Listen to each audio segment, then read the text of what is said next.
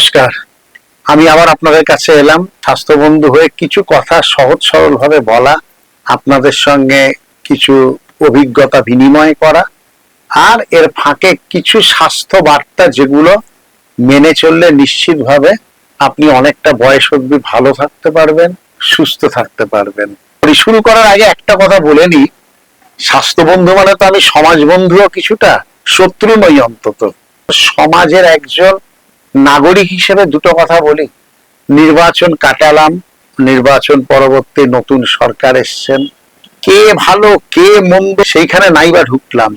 আমরা যে কোনো সরকারের থেকে যেটা চাই, নতুন সরকারের থেকে যেটা চাইতে পারি, সেটা হচ্ছে দেখুন, মানুষ যে যা নিজের কাজ করে খাবে, চাকরি করে খাবে বা ছোটখাটো ব্যবসা করে খাবে। বড় বড় বিজনেসম্যানদের কথা আমি ছেড়ে দিলাম, বাট সবটাই ছোট বড় মাঝারি ব্যবসায়ী বা সাধারণ মানুষ যারা চাকরি করে খায়, সব জায়গার পরিবেশটাকে ঠিক রাখা, কাজের একটা সুস্থ পরিবেশ। তাহলে কি বলবেন আগে সুস্থ পরিবেশ কি তার মানে কি নষ্ট হয়ে গেছিল এখন? না, আমি সেটা বলছি না। পরিবেশ বলতে ছোট্ট কেউ ব্যবসা করেন, তার বিভিন্ন রকম সময় বিভিন্ন রকম লাইসেন্সের জন্য বিভিন্ন দপ্তরে তাকে ঘুরতে হচ্ছে। এই ঘোড়াটা চলছেই চলছেই চলছেই, ঘোড়া তার শেষ নেই, বিভিন্ন দপ্তর। এক কথায় সরকারি অফিসের সঠিকভাবে কাজের পরিবেশ ফিরিয়ে আনা।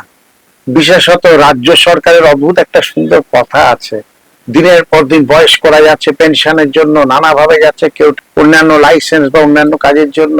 অদ্ভুত একটা কথা আছে, সার্ভার ডাউন। জানি না এই সার্ভার ডাউন ব্যাপারটাকে কতটা মিনিমাইজ করা যায়। দিনের পর দিন সার্ভার ডাউন, কাজ হচ্ছে না। কাজের পরিবেশ ফিরিয়ে আনা ভীষণ অসুবিধা, নাহলে সাধারণ মানুষ থেকে ছোটখাটো ব্যবসাদার সবার এই পরিবেশটা মানে ভীষণ ভাবে আনা। আর ক্লাবগুলো একটু স্বাধীন হোক, ক্লাবের স্বাধীনতাটা ফিরুক। ক্লাবে ঢুকলে তো আমরা আগে ক্ষুদিরাম থেকে নেতাজি রবীন্দ্রনাথ একটা কমন ছবি টবি দেখতে পেতাম। আমি কিছু বলবো না, এখন ক্লাবে ঢুকলে বা কিছুদিন আগে অব্দি ক্লাবে ঢুকলেই তো ক্লাবের মধ্যে নানা রকম কি কি পাওয়া যায় সেটা বলবো আর কিভাবে থাকুক।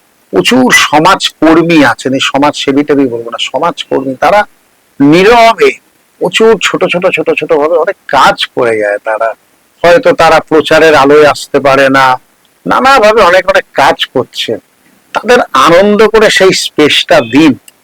আমরা দেখছি বিভিন্ন রাজনৈতিক চরিত্র, তাদের পরের প্রজন্ম সন্তান সন্ততি, তারা আবার অর্থাৎ আগের প্রজন্ম রাজনীতি করছে, তার পরের প্রজন্ম তার ছেলে মেয়ে নাতি নাতনিতে পাঠিয়ে দিয়েছে সমাজ সেবা করতে।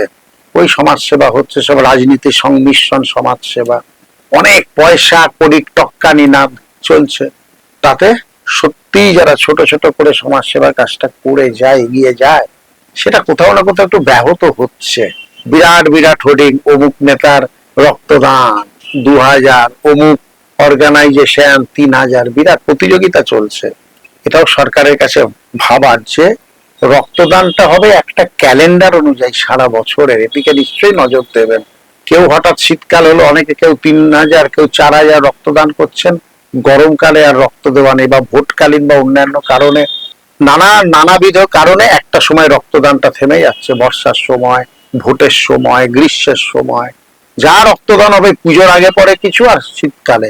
কিন্তু মানুষের রক্তের প্রয়োজন তো সারাটা বছর ধরে। অর্থাৎ রক্তদানের একটা ক্যালেন্ডার হোক, আর ছোট ছোট সমস্ত সংগঠনকে উৎসাহিত করা হোক রক্তদানের জন্য। তো একজন সামাজিক জীব হিসেবে কথাগুলো বললাম, এবার চলে আসি স্বাস্থ্য বন্ধু হিসেবে, একটু পট পরিবর্তন করলাম নিজে। প্রথমেই বলি, 70-এর ঊর্ধ্বে কি কি করবেন যাতে 70-এর ঊর্ধ্বে শরীরটাকে ঠিকঠাক রাখা যায়। গুরুত্বপূর্ণ বিষয় কিন্তু এটা। প্রতিদিন একটা করে লেবু খান। তো লেবু কি করে, আপনাকে ভিটামিন সি আছে, তো এটা হচ্ছে আপনার হাড়টাকে অনেক শক্ত করে দেয়, একটা মিনারেল, হাড়কে অনেক শক্ত করে। তারপর প্রতিদিন 6টা করে বাদাম খান। বাদাম কি করবে না, আপনার ক্যান্সারের ঝুঁকিটা কমাবে অনেকটা, আর বাদাম একটা অ্যান্টি অক্সিডেন্টের ভূমিকা পালন করবে। বাদাম খান প্রতিদিন একটি করে। আর কি করবেন, খালি পেটে 1 চামচ মধু খাবেন, তাতে আপনার লিভারটা ভালো থাকবে, আপনার রোগ প্রতিরোধ ক্ষমতা বাড়াবে। 4 নম্বর কি করবেন, পর্যাপ্ত পানীয় জলটা খাবেন। যদি কোনো কিডনি জনিত সমস্যা না থাকে, জলটা প্রচুর পরিমাণে খাবেন। জল খেলে আপনার ত্বক উজ্জ্বল থাকবে, ঘুমটা ভালো হবে, এগুলো জল খাওয়ার একটা ভালো জিনিস। 1 কাপ করে দুধ খাবেন অন্যান্য কোনো সমস্যা না থাকলে, আপনার হাড়ের শক্তি বাড়বে, দাঁতের জন্য উপকারী। ক্যালসিয়াম অনেক বেশি পরিমাণে তাহলে আপনি নিতে পারবেন আপনার মধ্যে। আর কি খাবেন? প্রতিদিন 4টি করে খেজুর খান, এতে আপনার দেহের শক্তি বাড়াবে। আর ঘুমোতে হবে, কিন্তু 6 থেকে 8 ঘন্টা ঘুমোতে হবে নিয়মিত। 8 ঘন্টা ঘুমটা খুব প্রয়োজন। এই জিনিসগুলো করলে 70 বয়সের মানুষরা শরীরটাকে এগিয়ে নিয়ে যাবেন, এবং অবশ্যই চিকিৎসকদের পরামর্শ নেবেন কোনো সমস্যা হলেই। এবার আমরা আসি, ওই যে হৃদয় আছে যার সেই তো ভালোবাসে। আমাদের যে ভালোবাসার সমাজ, হৃদয় তো ভালোবাসে, আবার হৃদয়কেও তো আপনাকে ভালোবাসতে হবে, তার না হৃদয় আপনাকে ভালোবাসবে না। যাই হোক, হার্ট, সেই হৃদয় ভালো লাগতে গেলে কি কি করবেন জানেন? এই হার্ট অ্যাটাক ইত্যাদি ইত্যাদি, এগুলোতে একটা বয়স, একটা জায়গায় গেলে, এখন অল্প বয়সেও হচ্ছে, বাট একটা বয়সের পর এগুলোর তো একটা সম্ভাবনাটা বেড়েই যায়।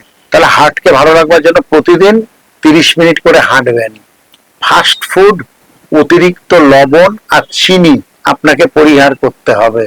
হাই ব্লাড প্রেশার, উচ্চ রক্তচাপ আর কোলেস্টেরল, এটা কিন্তু আপনাকে উচ্চ রক্তচাপ, প্রতিদিন প্রেশারটা একটু মাপবেন, আর কোলেস্টেরলটাও কিন্তু মাপবেন। কোলেস্টেরল কখনো বেশি থাকা চলবে না, কোলেস্টেরলকে সবসময় নিয়ন্ত্রণের মধ্যে রাখতে হবে। আর ধূমপান এবং অ্যালকোহল অবশ্যই দূরে থাকতে হবে সেখান থেকে। মেন্টাল স্ট্রেস অর্থাৎ মানসিক চাপ ভীষণভাবে শরীর থেকে কমাতে হবে। ঘুমটা সঠিক পরিমাণে করতে হবে। প্রচুর পরিমাণে ওমেগা জাতীয় খাবার, মানে ধরুন সামুদ্রিক মাছ, বাদাম, এগুলো হচ্ছে ওমেগা জাতীয় খাবার, যেটা আপনাকে হার্টটাকে একদম ঠিকঠাক রাখবে, স্বাস্থ্যকর রাখবে। তাহলে আজকে স্বাস্থ্য বন্ধু হিসেবে দুটো জায়গা ভুলে গেলাম, একটা হচ্ছে 70 বয়সে কি করবেন, আরেকটা হৃদয় ভালো রাখতে গেলে কি করবেন। আশা করি স্বাস্থ্য বন্ধু হিসেবে একটু আপনাদের সাথে কথাবার্তা বলতে পারলাম, এটাও ভালো লাগলো। আর শুরুটা যেভাবে করেছিলাম, নির্বাচনোত্তর নতুন সরকারের কাছে যে আশা আমাদের থাকবে, আশা তো অনেক থাকে, দেখা যাক। আমরা সাধারণ নাগরিক তো সবসময় ভালোই চাইবো, ভালো সবকিছু ভালো হোক, একটা সুস্থ ভালো পরিবেশ থাকুক, দেখা যাক কি হয়। নমস্কার।